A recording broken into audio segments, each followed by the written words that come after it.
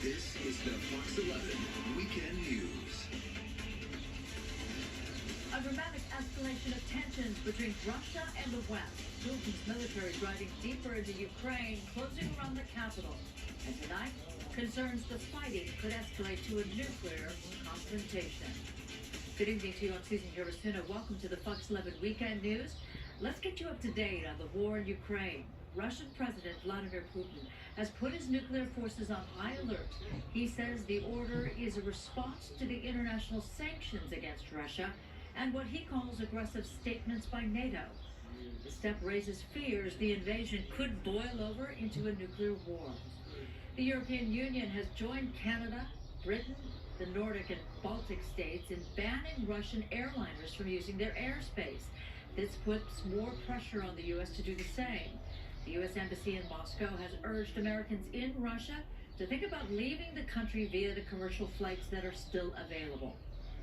Ukrainians are packing the train platform in the city of Lviv, attempting to cross the border into Poland. Unfortunately, the woman taking this video was not able to get on a train. At least 100,000 refugees have crossed into Poland since the invasion began. Well, all these developments were on people's minds today at demonstrations around SoCal. Chelsea Edwards is live in Santa Monica with what they're saying there. Chelsea.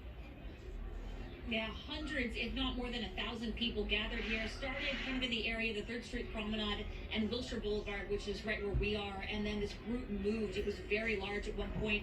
First moved south down the promenade and then toward the ocean, then back up to this area where we are right now. And you can see a lot of people still here. They've got draped in flags. Again, been marching in a loop, but they seem to have stopped right in this area of Wilshire and the 3rd Street Promenade.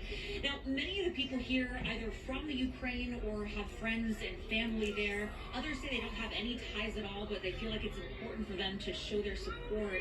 I've talked to quite a few people here today who say they're very grateful for all the help that Ukraine is now receiving from the EU and from the private sector, but they say they still want more to be done. Now, today's march that you're seeing here, this was all organized by